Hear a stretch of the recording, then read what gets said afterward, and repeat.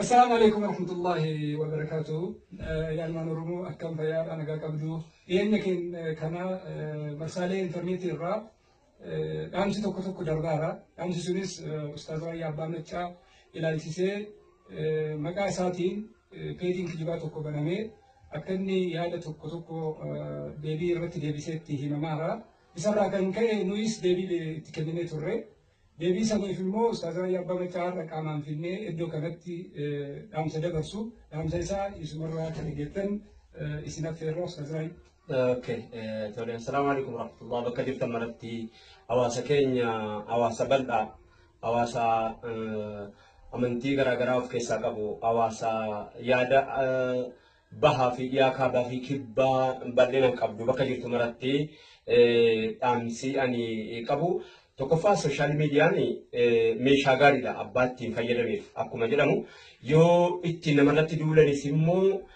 meeshaa duulaataa meeshaa waraanaa caalaa meeshaa duulaataa meeshaa namni daayirektiidhaan dhufee itti walitti dhukaasu caalaa kan namni dudduubee bilbilaa dudduubee kompiitara taa'ee namatti duulu kun baay'ee hamma ta'e tokko adeemuun hin mala. Garuu kijibni hanga fedhallee deemaa oolu tabbaa hin bahu akkuma jedhamu peejiin maqaa kiyyaan deebii Tafarii Mokonnin nama jedhamu wayirratti deebiftee isa jedhu footoo suuraa kan gootti fayyadamu maqaa Raayyaa Abbaa Maccaa jedhutti fayyadamu kuni gara 11 wayituyyuu ture amma dura waggaa tokko akkana jedheeraa kadhachaatiin ture orma kana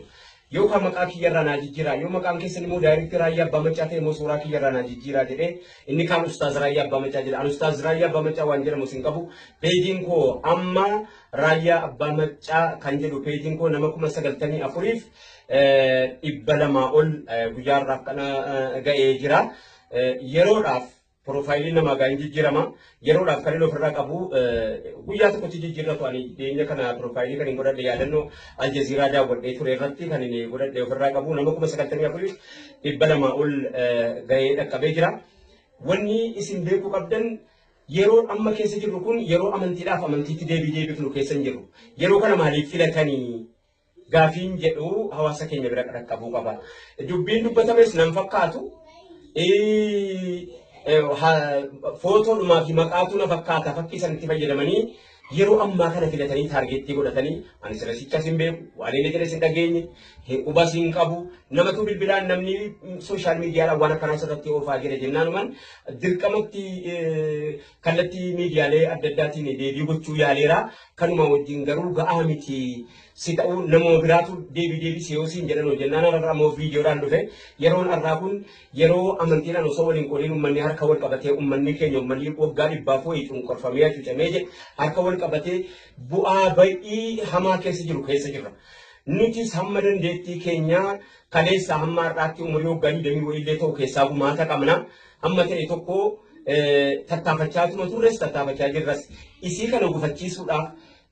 sabni wal loluu didee namni waan tokkicha yaada tokkicha yaannaan ta'uu fi didee warri afaan Oromiffaa dubbatu warri afaan beekanu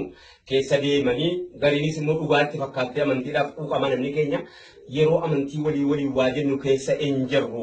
yeroon kun yeroo bu'aa ba'ii walii keessa jirra waan ta'eef haasaan sunis ergaan sunis anan fakkaatu peejiin sunis kiyyaamiti ta'uu akkanaa beeytan peejiin maqaa kootiin moggaafame baay'ee ta'uu kan hin kadhachaa ture maqaanaan balleessuudhaaf jedhees miidiyaa adda addaa irratti dubbadheerraa garuu namni baay'een hin dhageenye yoo wanni jarri kun waan hamaa barreessanis anan ilaallatu